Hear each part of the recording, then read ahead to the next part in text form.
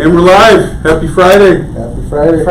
How you guys doing? We're really excited about the show today. I was just thinking about all the way coming into the day how excited I was to have you guys on. So my guests today are Dan and Barraza, Modesto, with the Barraza team. Is it right? Yep. So by the way, guys, if you have any questions, please just ask away. We love questions, as many questions as you can. Today we're going to get into a little bit of mindsets. I know we've kind of covered this topic quite a bit in a few other episodes, but I think it's important today because of everything with COVID and the changes and things that are happening out there to really try to stay in that positive mindset. Yeah.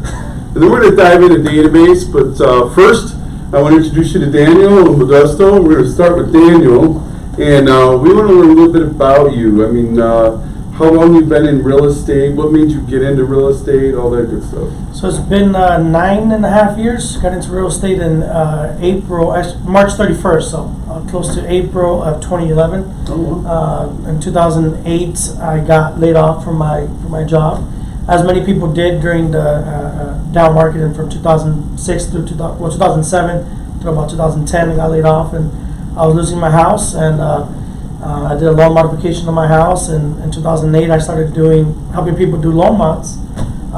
People save their houses, people that were going through tough times, and the Hispanic community got hit hard with a lot of scams, a lot of fraud. So I started helping the Hispanic community, helping my Hispanic community, and to avoid, number one, fraud, and number two, to save their homes. And that's why I got into helping people, serving people. 2008 through 2010. At the end of 2010, a lot of those clients came back and said, "Hey, thank you for dropping my payment, but my house is worth $100,000 and I owe $400,000. What's the right way to get out?" And the answer was to do short sales. Which is huge back in 2010. Yeah. So I couldn't find good agents. I started calling people back then, and there weren't a lot of agents around being very productive, and the few that were did not want to do short sales. Nobody wanted to do short sales, so I had nobody to refer these clients out to. And I had tons of clients. I did about 155 successful loan modifications, and a lot of them were coming back and says, "Hey, I want a short sale." So it's not like I said, "I'm gonna get my real estate license." Yeah, it was the market is led great. to it. Yeah, the market wasn't great. I didn't know anybody in the industry. I really didn't know anybody in the industry, so I got it to help people do short sales. That's why I got my license in 2011. Were you in the corporate world before, and then No. Okay. My partner Modesto was in the corporate world, so we'll get Also, from the beginning, he's been in the corporate roles since 2000 what? Oh, okay. So I was in the construction world. Oh, so I was doing inspections for new builds. Oh, all right. From 2000 when the boom happened, right? Right. There was so much building going on. From 2000 all the way through 2008, I was a manager at a company that we inspected the foundations, concrete, post tension. Right. Still inspects every house when he goes in. I do. I inspect the foundation. Yeah. If I see a foundation crack, if it has post tension, I'm like, I know exactly what this is, and I start talking to clients. Right. And it's funny because clients will be like, "Oh my gosh, realtors know a lot." I talk about the post tensions. But anyway, so then I got my license in 2011 to start doing short sales. So my background is construction on inspections, foundations, and then I hit the ground running in 2000. Within a year into being having my real estate license, I had 80 or 90 listings. Wow. And all the short sales. Right? All of them were short sales, except for maybe one or two. One was like land, and another one was a regular traditional listing. But the rest of them were all short sales. Yeah. Which, for those that don't know what short sales are, most of you probably do, but short sales is not an easy thing. I mean, that was a long process. So I was doing loan mods right from 2008 through 2010. So loan modifications are twice as hard as short sales. Yeah, wow. So when I was doing the short sales for me and my wife at the time, my wife at the time, she's still my wife, Ruby, but she was my girlfriend at the time. In 2008, she was my girlfriend. And she was helping me do the loan modifications from 2008 through 2010. In 2010, we got married. So for us, modifications were tough. And in 2011, when I got my license, short sales were a walk in the park. Right. compared what you to were doing. compared to yeah. loan mods. Wow. But it was funny because when I was in real estate school, the teacher would ask like, "Why are you getting your real estate license?" And people were like, "Well, my mom's a realtor, or my dad's, a loan officer, or whatever." And when they came to me, it's like, I'm getting my real estate license because I want to do short sales.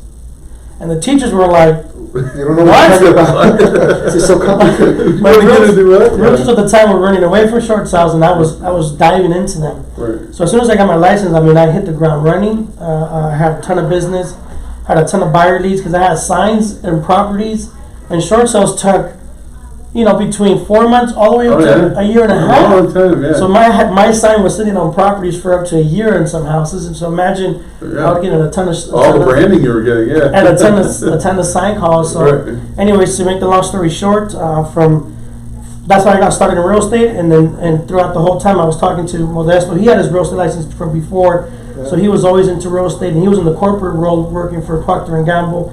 And the whole time I was talking to him when I got my license and talking to him as the market was shifting, and then he came on board in 2016. Was it 2016? So then I'll let him take it from there. So that's when you guys kind of started the team? So he's my brother-in-law. Okay. So he's my brother-in-law. So I've always kept in touch with him. Sure. Throughout the time, and he was always asking me questions, and I've always taken his advice into account. Okay. Because I'm not business driven one bit. I hate looking at the books. I hate looking at profit and loss. Right. The numbers. I hate that. I like working with people. I like serving people. I like helping people. I like being out there talking to people. I don't like the books and I always took his advice. He only likes a paycheck. That's it. That's all I like. Tell me what the commission amount is, and that's it. So we're gonna switch over to Modesto. So you were in the corporate world, and then were you? It sounds like you had your real estate license about the same time. Or? So it's interesting. I was in college. I'm an engineer by training. I wanted to be a medical doctor, so I'm a biomedical engineer from ASU. And in 2007, I got my real estate license. I was dating somebody at the time that was a loan officer, and she was making a lot of money. And I was like, "What are you doing?" She was like, "Well, I'm doing real estate." And I was like, "Oh, what do I have to do to?" She's like, "Why don't you get your license?" So I was like, "What is it going to take?" She was like, "I think you have to go three weeks to school and then take a test." I was like, so I went to the classes, and after school, after my college, I would go to real estate for 3 weeks, and then I took the test and I got the license. So I started that year. I probably closed 10 to 12 deals. Wow, that's for your first year. Because of she was sending me their clients, so I was kind of just writing the contracts and stuff. Right. But then the market crashed, right? 2008 came, and I was like, obviously we didn't have any business, and that's when I graduated. So I left Arizona and I started working for Procter and Gamble, which is a house of brands. Bounty, Charmin. I was managing Charmin for Latin America for them, and so I was with them for 8 years or so in different countries. And at one point I wanted to come back, so I came to Scottsdale and took a job here with Henkel at the time. They used to have the headquarters here on the 101 and Scottsdale Road. And during that time, obviously, he's my brother-in-law, so I knew what he was doing with the business, and I knew that he had some opportunities with the back end per se. He's very good with the branding, with, as he mentioned, with talking to the clients and managing the database. And I saw an opportunity where I could potentially be the manager per se, with the finances, with the processes. Doing the books, all the numbers, all the stuff that you don't like to do. Yeah, so we came into partnership in 2016, the summer of 2016, and it's been 4 years since we kind of partnered up and started focusing more on growing the team and being more process driven and just finding different ways to bring more business to Right. And you guys are now one of the top teams here at my home group for quite a few years actually. So, and I know you've been ranked high in the country even for the last 4 years too. So, Right. It's been amazing what you guys have done. So, great backstory. I love to hear about how people got into real estate. And It's always interesting. Yeah, it's always interesting. So why? You never know where it's going to lead you. You know, like you really had a desire to help people, and then it led you into loan modifications, and now into real estate, and now you've been doing real estate for a long time. One of the originals kind of here, right? You've been here a long time. Since 2012. 2012. I was actually I think I was number 13 or 14 agent hired on. So at the time when I came, they only had 12 or 13 agents. Wow. Let's say it was 13 because your birthday is October 13, Yeah, right? 13, So let's keep it at 13. It's amazing what a run my home group has been on, and will continue to do. So it's been a lot of fun. I do want to share with you all how I met Daniel. So I met him briefly a couple of times, but when I really got to know him a little bit was when we were in the dodgeball tournament together. Mm-hmm. And we had such a blast. I have never been the same after that dodgeball tournament. So I remember, in that tournament we had so much fun. But I know afterwards, and Jeremy even said to me, he's like, don't think this is like a walk in the park. You're going to be sore after this. And I was like, what? How are you going to be sore from dodgeball, right? I'm thinking, there's no way. But I tell you, the first day I thought, oh, this isn't so bad. I was a little sore, but the next day after that, I could barely even move. I was like, For a week. Holy cow! Just now, we didn't play one dodgeball game. It was we played like 16 games, and we took third that year. Yeah. So that was a lot of fun. So. Really got to share some time with you then. It was amazing, and you were awesome, man. You saved us in that one game where he actually caught the ball. It was down to him, and then we kind of got back in the game and ended up winning that game. So it was a lot of fun. But I just want a quick backstory and how I met them. So tell me a little bit on. So it sounds like 2016. You guys had decided to team up, and what was your idea at the time? Was it really to grow a big team, or was it just to kind of have a small team? Well, so the whole time I've always had a small team, except in I think when I first started the team back in 2012, we grew up to about 22 agents, but I didn't know what I was doing. I was 1 year into the business. 1 year and already starting a big team. Wow. I think it was like end of 2012, early 2013. So I didn't know what I was doing. We grew like to 22 agents, and then that quickly went down to 3-4 agents. I was always small, and I never had the idea of growing into a team. Right now we're at about 15 agents, and that was one of the ideas when Modesto came on, is not only to grow our residential resale business, but to go into other aspects of business, real estate business, whether it's wholesaling and flips, and then growing the team, and we talked about other avenues as well, and we've done that. When Modesto came on in 2016, we started growing the team. Although the first year, though, we were really focusing on other avenues, and we really didn't start growing the team until about 2018. Oh, okay. So 2018, that's when we started growing the team. Oh, fantastic! And you have about 15 team members now, and so I'd like to get into as you and your team. I don't think anybody, with this whole COVID thing, it's just kind of hit us, and it's been kind of a whirlwind since that happened. So how did your team approach that and handle that?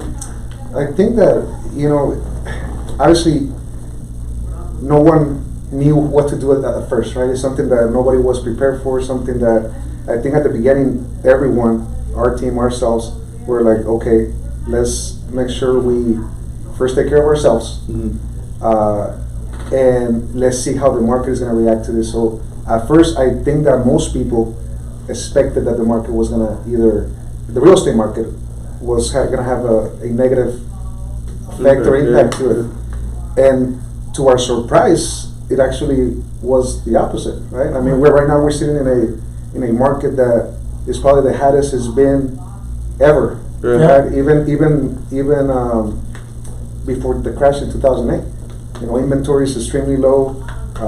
It's been around 40% less versus a year ago, and so what we decided to do was, let's continue to focus only on our database, make sure we touch bases with those individuals, that they're loyal to us, that they know we're here for the right reasons, and let's just see how they're doing. You know, I love that, because that's the next thing I really wanted to get into with you guys, because I know you guys as a team are masters at following up the database. And so talk a little bit about what you were doing before COVID, with your database, and then what you're doing now. So we were doing at least one client event a month. So I think we have 10 planned throughout the year, and one big one. The big one was like a movie event where I remember seeing rented that. out like the 400, I think it's 420 or 412 seat movie theater. So we did one big one throughout the year, and then we did one a month, one small one, which was a client dinner. Mm-hmm. And to the client dinner, we only did about 50. We invited 55 clients. Now it wasn't, and that the client events is something that's been very big for us. I mean, it's been, the ROI is huge on the client events, but it's been an evolving thing. So when we first started doing it back in 2016, we would invite everyone, right? But then, and we only had 2 a year. But then it was always the same 200 clients coming. So it was always the clients that are outgoing, the ones that are active on social media. Those are the ones that were always going. But the shy clients, or the clients that don't have social media, they weren't coming. So we were forgetting about those clients. So then we were brainstorming, and we switched it up a bit. We said, why don't we invite all the clients, and we break it down. We only invite 50 clients or 55 clients, and we broke it down by year. So clients that closed in 2019, we're going to invite them to this first month. And then the next month, clients that closed 2018, and then the next month, 2017, and so on. So that's what we started doing, and we only invited, so the invitation was a little bit more personal. When we reach out to these clients, we would tell them, hey, this is an exclusive client dinner only for you, only for clients that closed on this year, and you're one of them. So we want to show you appreciation and come to our client dinner. That's awesome. And so that's what we were doing before COVID. So we had one big event a year, and then once a month you were inviting a certain number of ages. I love that idea, Clients. Because not everyone can probably come to even the big event, or like you said, there's others that maybe don't, like you said, the shy ones maybe aren't going to come to that, but they would come to a more personal event. And well, the reason they would come is because before we would just do an event and put it on Facebook and put it out. I think with technology, as agents, we become so lazy.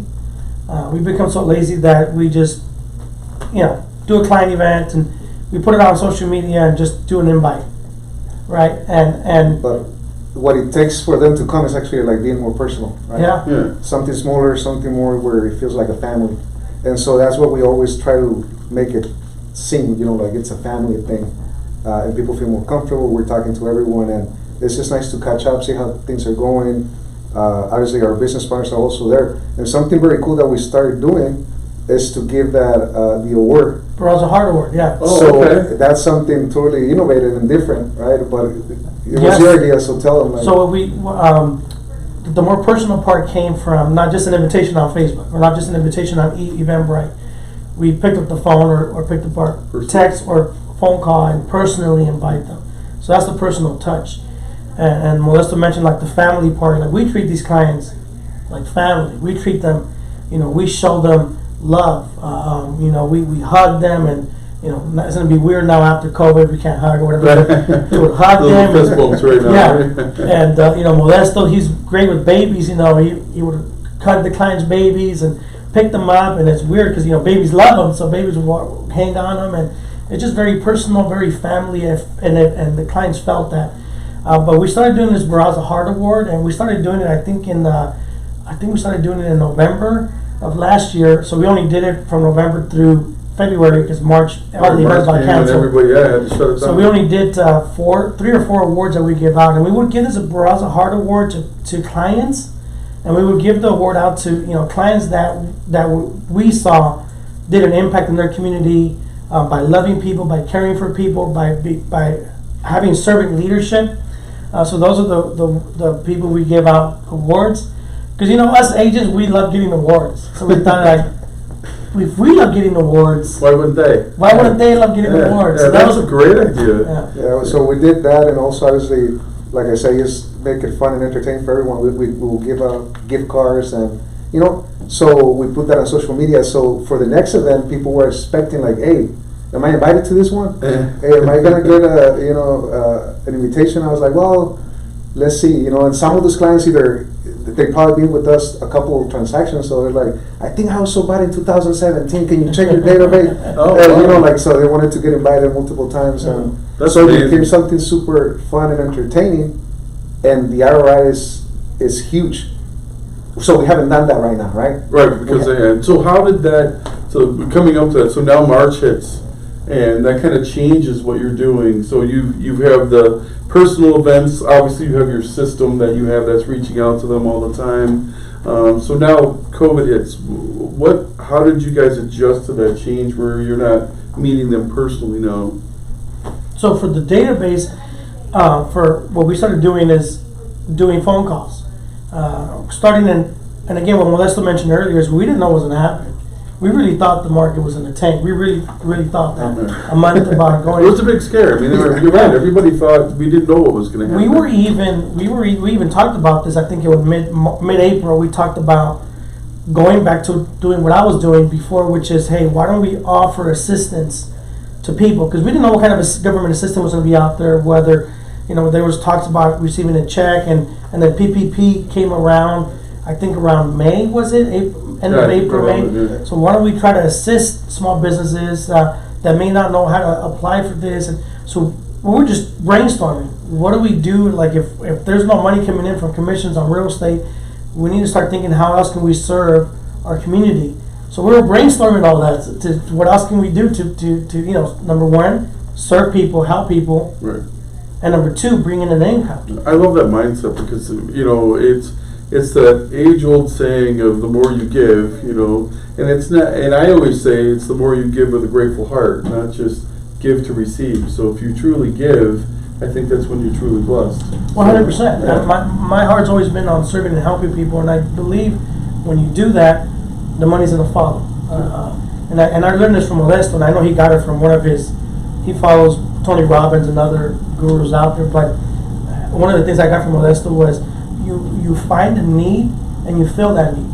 And if you're able to always fill that need, you're always going to have an income. You're always going to have, because you found a need that the community or that the public is wanting or looking for. And if you can find that need and help out filling that need, you have a source of income. Yeah. And again, not doing it for the income, but you're doing it for the service. yeah, But then the money will follow. Yeah. So about March, April, when the whole COVID thing, we went into survival. I went into survival mode. Okay, what are we going to do? We're gonna start selling something, but Right. It was a little We're scary. going to start right? helping one way or another. Thankfully, the market. Yeah, so I think one of the, obviously you guys are big on mindset, right? You guys are always talking about mindset, and I think mindset is everything, right? And at this point, with every guru, every social media influencer, every book out there, I think one of the biggest things that we learn as a society is that our mindset dictates everything that we are and that we do in life, right? And with this mindset that Daniel has always been like that, and it's something that I admire of him, like. His heart has always been in the right place. So I came to this team just to kind of like push it forward a little bit more, because the brand already existed. Mm-hmm. The values of the brand were already there. Like serving people, first class service every single time, and with that mindset of trying to always do the right thing, no matter what market you're gonna have, you're always gonna have something to offer, some value to give, someone to serve. And as we were brainstorming at that point, right after COVID hit, we're trying to find those solutions where we could potentially add value. Now, none of that happened, right? Thank God. Right, it didn't. We actually went the opposite. So to answer your question, what have we done? We haven't done the events, but we've done all the rest. We still do the send birthday cakes. We still send our text messages to see how things are doing. We stay active on Facebook, make sure to see what our clients need. Facebook, social media has given us a window to their houses. For example, I just had a client 2 weeks ago or 3 weeks ago that she posted on Facebook, my SIG broke down, my home warranty is not, the lady says it's going to take 3 days for the AC to come. And I was like, 3 days? It's 117 outside. I got the phone. It was a Saturday. I was actually out of the country. I got the phone. I called my home warranty rep. I was like, you need to help me fix this.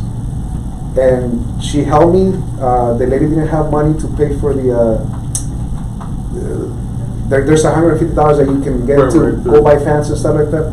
So I paid for that, and then they reimbursed me. But I didn't have to do that. But that's what we do, because we do see them as family, and they refer their family to us. And as a lot of people are like, oh, do they really treat them as family? You can see from our clients, they feel that they're So family. you could do the in-person thing, but you stayed with we're going to stay in contact, and we're going to reach out. Facebook, talk a little bit about that. It sounds like you guys really utilize that. Do you use that? I know you have your own database system, but it sounds like you really use Facebook as a tool as well. To stay connected, and then we also have a private Facebook group for our top clients as well. Okay. Yeah. So in that closed Facebook group, before we would do monthly raffles. Right now we're doing bi-monthly. So every 2 months we're doing a monthly raffle, bi-monthly raffle. And before, what we would do is we would do an iPad was a grand prize. Oh wow. Before COVID, and after COVID, now we're doing gift cards. And we started doing that only because back in April, the essentials were huge, right? The essentials, toilet paper, right? Products, cleaning and stuff like that. That was crazy. So during that time, the essentials, we started doing $100 gift cards to Target, to Walmart, $100 gift cards to Fry's. So that's what we started doing after COVID. And we would do the first one we did, because we got our partners involved. We did like 21 gift cards. We did over $2,000 worth of gift cards the first time we did it. Right now we're doing about 10 or 11 $100 gift cards. So we're doing between $1,000 to $1,100 worth of gift cards to our close client group on Facebook, and it's called the Barraza Platinum Clients Group. Oh, cool. So people can get requested to get added in, but obviously it has you can request to get added in. I mean, they ask you 3 questions, right? So does the team monitor that group, or I do. So oh wow. Yeah. So I'm monitoring. Busy as you are. Wow. So that's why I did it bi-monthly now, or before it was. So again, I don't do most of the showings. I don't do most of the. Modesto does a lot of the. Once we have a client pre-approved, Modesto and Carla, they do 95% of the work of pushing that client through, and Modesto has that bulldog mentality to we got to get this done, we got to push, we got to do whatever it takes to get these clients under contract, especially with this market. Yeah. So that's what he does most of that, because I'm not. I'm more soft and I'm more calm, where he's more like, no, we got to get this client now, we got to get him under contract now. So my focus is the client database, past clients, top clients, and being in touch with them, and so that's where I handle the top client database and the closed group on Facebook. So now after COVID, now we do bi-monthly, and we do gift cards versus a big iPad. Right. And I know it seems the market, or not the market, but the environment's letting up a little bit. So it seems like people are kind of getting out a little bit more. Are you guys thinking about getting back out? Did you guys do a lot of open houses, your team, or anything? No? We didn't do a lot of open houses, but we've been impatient. We want to do a client event. Right. So we already looked into it. So are you thinking about doing the client event soon? Yeah. We've been talking to Harkins already to see what was the first time we can do it, and no, we have to do one, right? And we want to be one of the first ones that bring them back again. And things are feeling a little bit more normal right now. So we're excited that hopefully before the end of the year we're gonna have. That would be nice. We'll see what happens, right? Just Yeah. kind of get a feel for it. I know that people, it seems like, are starting to get out a little bit more. So I just wondered if you guys were. Yeah, we are. It's something that it's on our calendar. That we And have obviously we're working with for example, Harkins, and we also reached out to the drive-in theater. We reached out to them, but they kind of never done anything like that, where like a client event. That's actually a pretty good idea because it's outside. Yeah, it's outside. Right. So that's what we thought that was a big one, but they kind of didn't know how to handle it, so it never panned out. There's no movies right now that bring excitement. There's no new movies, so how do we bring people out, right? Right. If it's an old movie in the theater, on the drive-in, not that many people might come. So we've been brainstorming, we've been reaching out, and obviously we want to have precautions in place. Have precautions and and do the right thing, to show them that people that we're doing the responsible thing, we're doing the responsible way and whatnot. Yep. That's awesome. And you taught a class a while back that I thought was just great, and it was called 52 Ways to Follow Up Without Being Annoying. And can you talk a little bit about like your touch points from your system and that a little bit about your follow-up process? So we used to have, and I say used to because that went out the window in March. We used to have a 52-week follow-up, and where I had to do something every week. There was one thing that I needed to focus on. One thing. Every week, for example, 1 week is, okay, this week I'm following up with all the clients that closed in 2016. And the client events is what made it easy. And it was tied up with the client events. So if we had one client event a month, this week, the client event is in 4 weeks. So this week, my main focus is to reach out to the 2016 clients and see how they're doing and invite them to the client event. Okay. Next week is I need to follow up and get the RSVPs. And the following week, I need to follow up with all the clients that closed the month before. Then the final week is to remind them about the client events and make sure, get the final head count if they're coming or not. And if they're not, because you're only inviting, you're inviting 70 people. Out of the 70 people, 50 RSVP. Out of the 50 that RSVP, some months all 50 show up. Some months, half of them cancel. But you have 50 seats reserved when only half of them re-RSVP. So now I have 3 days to fill up those other 30 seats. So then I call other clients like, hey, remember you said you want to come over? Come over. Right, So right. because you don't want a client event and it's empty. You want that sucker. You want that place filled up. Because what it does is it creates excitement. Yeah. What it does is it creates like movement. It's more exciting when it's filled. When it's empty, it doesn't create a lot of excitement. So every week I would have something that I had to do. So that went out the window.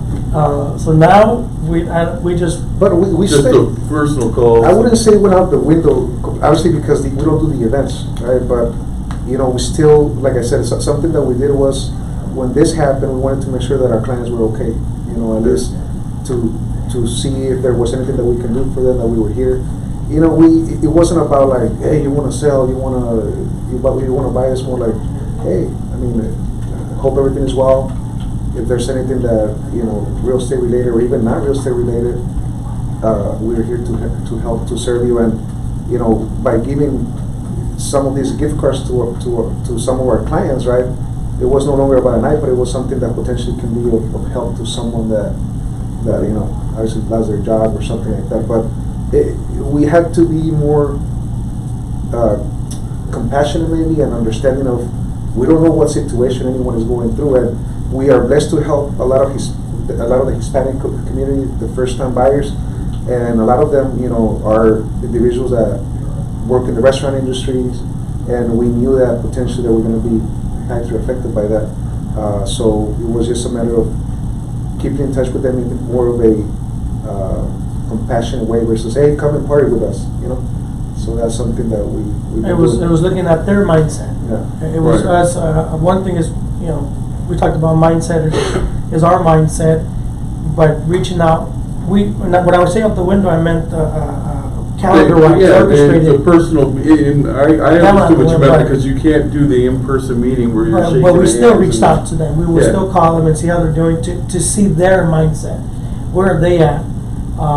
Because honestly, 30% of the people were very, very worried and very, very scared. Yeah. And then there's another 30% of the people that were like, nah, it's just keep going. Let's get rid of this. This is silly. And then there's other people in the middle, right? 40% of the people that were kind of in the middle.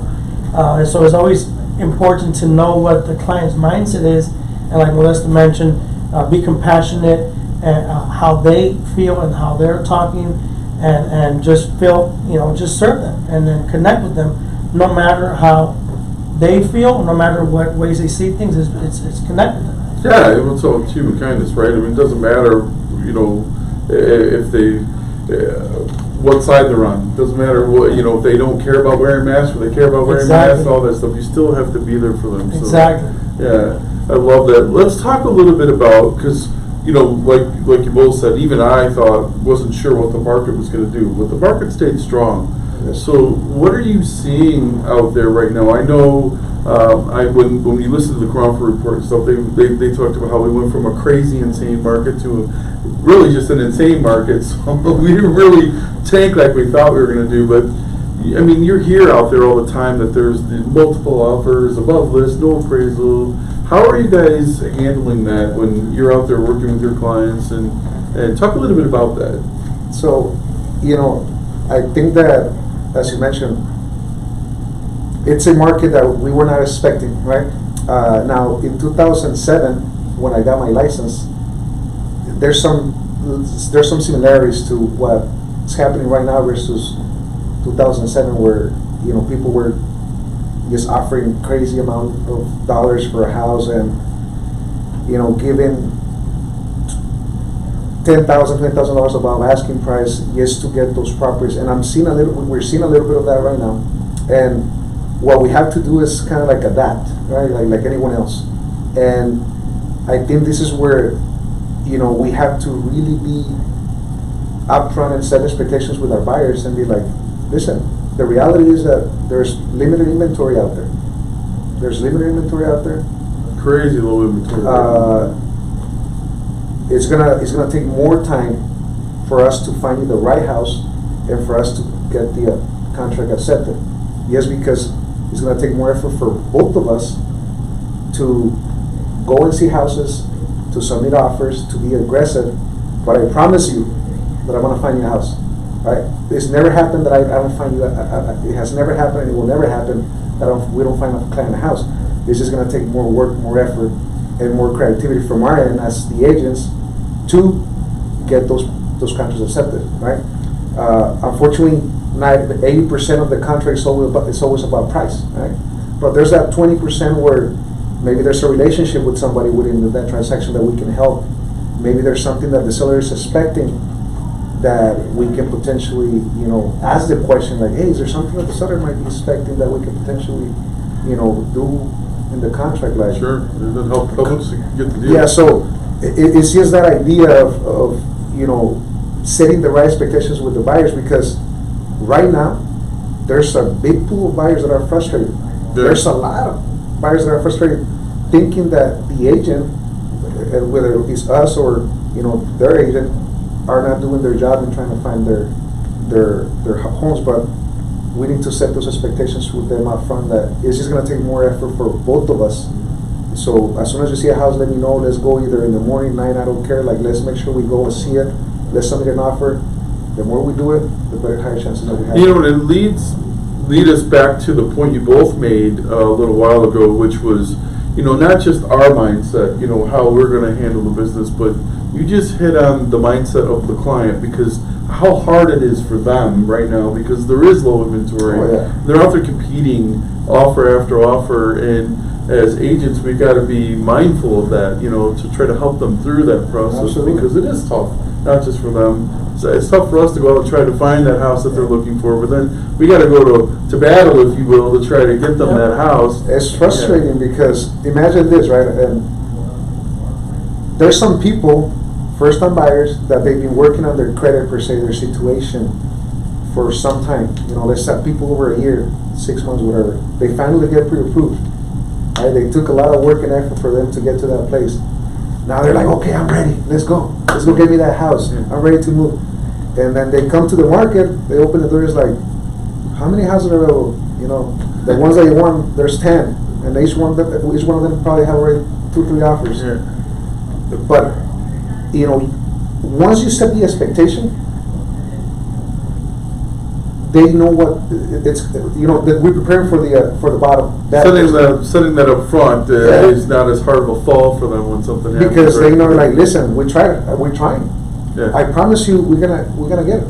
Yeah. It's, you know, we just have to keep trying. And you know, there's people that cannot compete with an offer that is waiving the appraisal, or that they're willing to. You know, there's offers where it's Right. regardless of the appraisal value, the buyer is gonna pay. They're going to pay over. The offer price. I've heard that. I've heard that. I heard not too long ago, something was like 30,000 over Yeah. list and no waived the appraisal. Yeah, Like, there were. Wow. So there's people that don't have that financial, Yeah, that don't have that. power to be like, man, I was able to save from my down payment finally.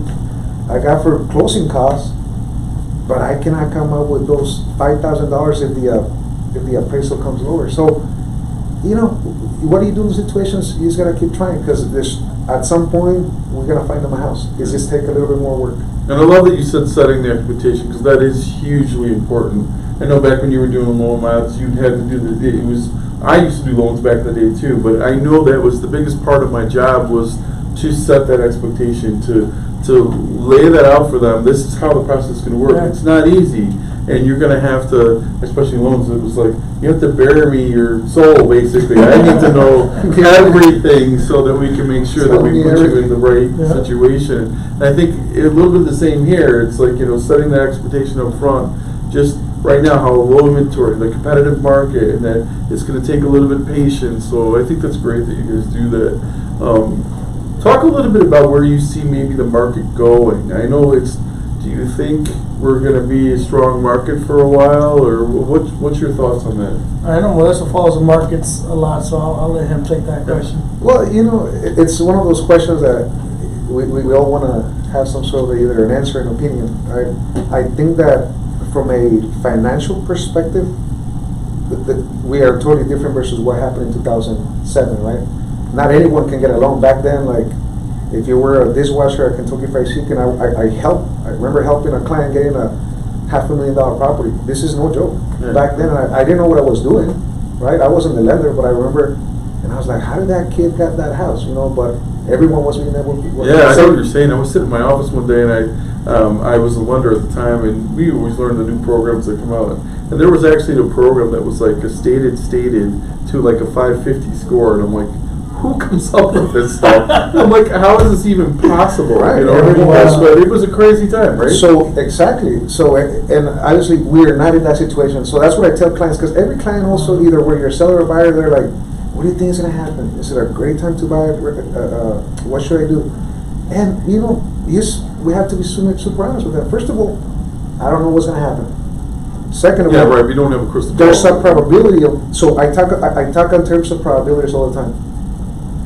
There's a probability that either after the election or whatever happens, there might be either slowing down on the economy. There's a probability that also that doesn't happen, right? But what I can tell you right now is that the financial, market, from the lending perspective, seems to be, regulated correctly. Not everyone can get a loan, so I'm not concerned to have the similar problems as we had in 2007. That's not going to happen. Yeah, like a bubble. I don't see that either. I really don't feel like we're going to. Right, from everyone being able to just be able to buy. That's not happening. Now, what's happening is that the interest rates are so low, right, that now there's a lot more people being able to qualify, right? So the pool of available and willing buyers out there, it's bigger, right, than it was before. Although there's more inventory coming to market every single month versus last year, there's more new inventory coming to market versus more. The pool of buyers is bigger, right? So those buyers are taking those properties, but doing it in a healthy way with the financial, from the lending perspective. So at some point, this has to change, right? How high can the home prices go, right? Because you're gonna take people out of the purchasing power is gonna be, you're gonna take them out from, Just making sure there wasn't a question. So you're gonna take them out. So something has to happen where some buyers are not gonna be able to qualify anymore. So those houses are gonna have to come down in price because we cannot have 1% mortgages. I don't know if we're gonna get. No, right? Yeah. I don't know. I've heard somebody toss the idea of negative interest rates, and I'm like, is that even? I know it's something that's in what Europe. it is. Wow. We're at 0 right now, right? So When the feds lend the money to the banks. Yeah. yeah. So it's kind of like you said, crazy. So we don't know what's gonna happen. I mean, if you get a mortgage, imagine a 30-year loan. Some people don't understand. 30-year loan, and they're only charging you 2.75%. That means that for 30 years they're only going to take that from you. That's almost free money, right? Yeah. I mean, obviously there's some interest that you're paying, but it's almost free money. So how low can a 30-year loan fixed rate go? I have no idea. Are we going to reach the ones? Are we going to reach? Because if we go to those levels, then the economy is going to continue to behave the way it's doing. But I don't know. That's even possible. Like, who's going to want to put their money on a 1% loan? It just makes no financial sense for the long term. So at some point they got to go up. I mean, I think they're going to go up. And I'm one of those. We've been in this long enough. I've been in this real estate industry world for 18 years, but. And I remember back when 5.5% and 6% was a low interest rate, and even then, it wasn't that bad. You know what I mean? But if you really think about it, it's really not that bad. But it's got to be hard for the financial institutions because lending-wise, when it's only a 2.7%, 75% interest rate. It's not. It's gonna, So at some point, it's got to change. I wouldn't say it's hard for them. It's just something different that everybody's adapting, right? Yeah. So they're also getting the money quite. At a low interest rate that they're like, okay, well, it might be making financial sense for them, but I don't think that's sustainable for many years. Right? I think that there's a probability this is going to change, and there's a high. Would you agree that that's also why some people are kind of staying too, right? Because the interest rates are so low. There's a lot of people I think that are in good equity position. Would you agree with that? Tons of people that have. Yeah.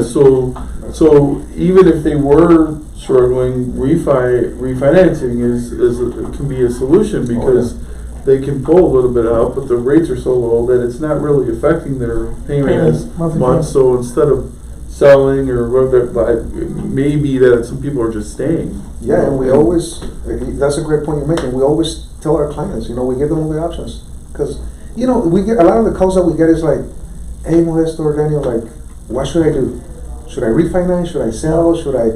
Do I want to buy another house? What should I do? And we always do the consultations. Like, we always bring the option of, we don't get anything from refinances, right? This is what you can do. You can certainly, if you need money, you can do exactly what you mentioned, right? Yeah. If you have, you want to sell, get more money out of it, and potentially, pay some debt and still have a good chunk of money for a down payment, I can also help you with that.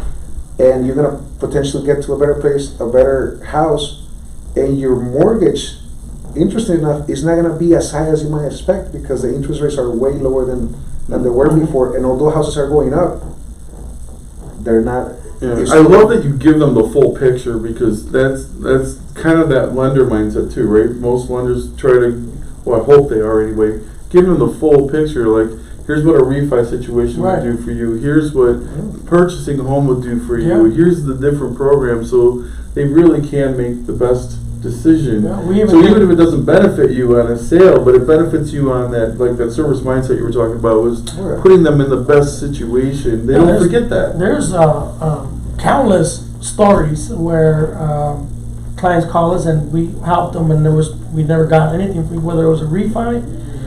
Whether it was, I get clients that call me a lot. Hey, you help so and so. She's my cousin.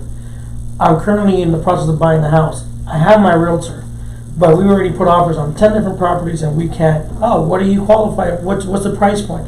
$220,000. And we're honest with them. So honestly, you're gonna have the exact same thing. We're gonna, as long as your agent is.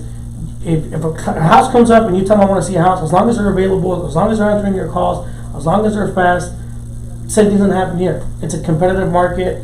I'm not gonna lie to them and say, fire your realtor, come work with us. Because we want our clients to be happy. If you're gonna work with us, we want you to be happy. So I'm not gonna tell you come over here and it's gonna be, it's always gonna be rainbows and sunshine. Right. Yeah.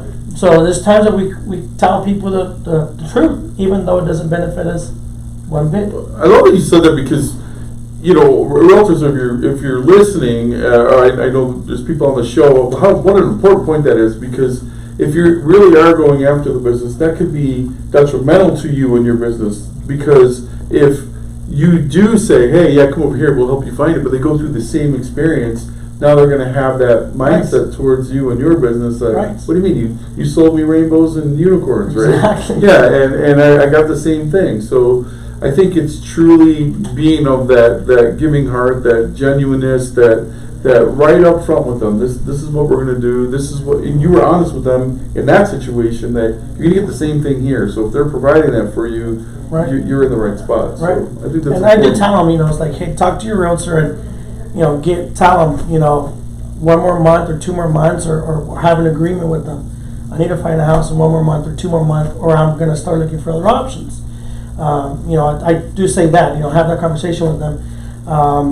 But people appreciate that honesty. And I think what a lot of realtors fail in is they see this as a transactional business. It's like they see that client as one transaction. Let me get it done. Let me do it, and then that's it. Right. Instead of the service mindset, that it's about the relationship. I love that you just said that, because that's exactly what we covered last week. I don't know if you saw the show, but it was all about transactional versus relationship, and how important it is for them to understand that it is about the relationship, and your whole business is built on that. So it's been all about being there for them and helping them, and in any way, not just real estate. It's Right. about how can we genuinely help you. So It's 100% relationship, and I think that what we learn, right, in all industries now, is that if you're in a business or you have the mindset of transactional, I don't think that business is going to be always sustainable, right? But if you're in a business where it's a relationship-based business, no matter the economy, no matter the situation, those relationships, that trust will always be there. And as long as you're competent and your principles are always, on the right place, there's always going to be business and money will flow if always keep those relationships healthy, right? And that's what we've done 100%. 100% of our business is relationship based. When I came into the business, we invested in Google, Celos, when you could invest in Celo back then and all. And the biggest ROI has always been those relationships and being able to be super transparent and clear with every single client. And we see that that's paying off right now, right? In this market where, there's a lot of teams or a lot of clients which they have different business models that depend on another non-fully relationship, business driven, that I'm not sure how long that business is going to be sustainable if they don't focus more on the relationships per se. absolutely. I know we got about 5 minutes left, just a little over 5 minutes. Savannah, is there any questions out there? No? So far so good? Neely Rios said, "Bravo, Danny. Glad to see a fellow Falcon succeeding and doing great things for the Cool. community." All right, yeah, Carl Hayden. We both went to Carl Hayden. Modesto also went to Carl Hayden High School, yeah. No Well, questions. okay, great. So let's talk a little bit about realtors in this time frame. We know we're coming into the holiday season. Between Halloween, Thanksgiving, Christmas, all that stuff. What should be the mindset of realtors right now? I know typically, I think some start to slow down. What are your thoughts about coming into this season? I'll say do more touches. The thing about one of the things that we both, when this whole after COVID thing happened, was people now respond to you faster. People respond to their text messages. People answer their phone calls. Where before, it would take them sometimes 2 days to reply back. They wouldn't answer their calls. And after this, more people are picking up their phone calls. More people are more open to responding to you. More people, I don't know, it's because they're working from home and they have more time, or they have their phones on them the whole time. I don't know why, but more people are now responding where before they weren't. So take advantage of that. Now we're going into the holiday season, and if you do have more time, because people do start slowing down, is put more time, more effort into reaching out, into calling, into just being in touch. Now you have a reason to call. Right. And instead of just saying, "You have referrals for me," now you have a reason to call and wish them, I don't know, Happy Halloween or Happy Thanksgiving or Merry Christmas or whatever it is. Yeah, I love that. Well, what's your thought? You mentioned birthday cake, so you guys do more than just the holiday thing. So it's all kinds of personal touches. It's something that we haven't stopped doing, right? It's, like I said, it's just another way to be in touch with them. They know that we're thinking about them, so we send birthday cakes to our clients. That's awesome. we try to stay in touch with them, and we're still doing that right now. And during COVID, we still did a little bit for Mother's Day. Right. You know, during COVID, her mom does the best cheesecakes in town. Oh, That really? makes And homemade cheesecakes. so right. I mean, you can tell them. But So before we would do, we would hand deliver about 120 homemade cheesecakes to people. Wow. Yeah. 120 homemade 120. cheesecakes. And we had to do it in the week of Mother's Day. Do you like rent out a kitchen for that, or I mean, how do No, you? my mom does. Your mom does Yeah, that? 120. So I mean, she'll do like maybe 20 on Monday, Yeah. and then 20 on Tuesday. Right, So it's right. not all 120. That's still a lot. Right. It is, yeah. Yeah. So we would hand deliver, and I would kind of hand deliver. I probably did about 70 or 80 myself, and then I had a courier do another 40 or 50, and Modesto did some as well. But with after COVID, going to a person's house in May, knocking on the door and handing something to them, so it wasn't popular back then. So when we changed it, again, it's going back to adapting. Sure. Yeah, And before we did it to exactly. the top, moms that would get this cheesecake. So that we adapted. We said, okay, why don't we let them come to us and see who's comfortable coming to us? They can come to us. And we did it at my mom's house. And my brother has he has his van that he sells coffee. So he parked his van out in front of my mom's house, and we had a little serve table. coffee? Yeah, my. Oh wow, that's So a we great did. idea. Yeah. So we invited all the clients. Now we opened it up to everyone to see how many people came, and we did about 140 of them. People Wow. that came out. Clients came out to my mom's house and picked up their homemade cheesecake That's and picked fantastic. up a drink of coffee while they're there. So Basically, you don't slow down. It's You not a don't- time to slow down, and I'm Yeah. saying that to the realtor because I know you guys do it. And so it's No, all it's- about just keep continuing that consistency, adapting to the changes that are out there, but you still have to reach out. adapting and evolving, and I know we're almost done. So I would say this quick story. I came to my home group in 2012, and I was big on short sales. And I believe around 2014, I remember talking to Mark and Jeremy. I would talk to them. I still talk to them a lot to this day. But back then, I mean, we would talk every day. When they were smaller. I mean, now, I can't talk to them every day. But back then, I talked to them every day. And I remember Mark and Jeremy talking to me, and they said, you've been doing great. You're killing it. This is the short sale market. You need to transition now to a traditional market. I said, what does that mean?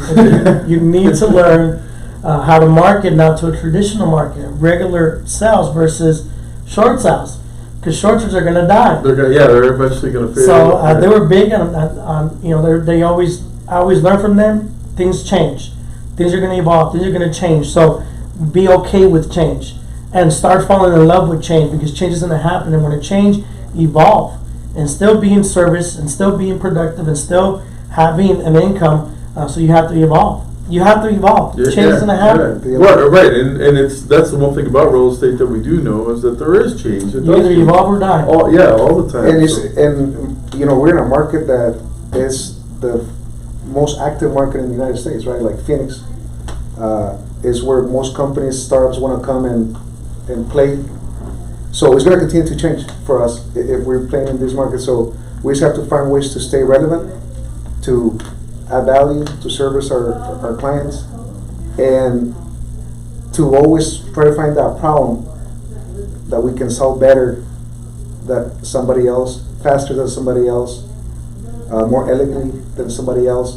Because if we're able to do that, we're always going to have, that compensation coming in. I love it. I know we got about 1 minute, so if there's one thing you'd like to close with, you could share with the agents you think would be important, something just help keep them positive, something to keep them going. What would you say to them? I think it was that is the evolving part that change. And I mentioned this. I was on the podcast and I mentioned that I do really believe we're going to see a new generation of top producers after COVID. And then there's somebody on my team, Nikki Rodriguez, and shout out to her. Yeah, Nikki. Yeah. And she's on next Hey, week. Nikki. Oh, she's on next week? Awesome. Oh, she's on, yeah. So Nikki, I mean, she's a perfect example, right?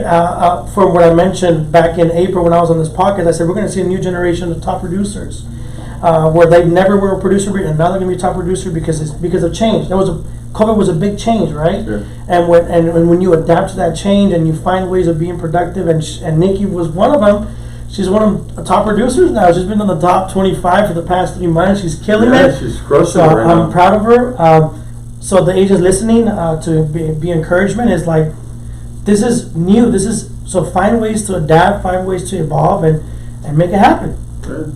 Same thing. Same You thing. know, I think that you just gotta find ways to, understand the problem, Yeah. be able to solve that problem better than somebody else. I'd love that you said find the need too. Yeah, that found the need better than somebody else, faster than somebody else, more elegantly than somebody else.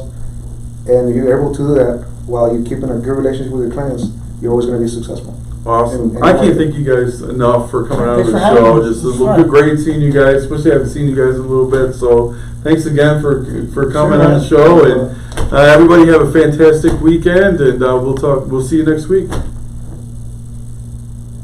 So how do you do that? You connect that to the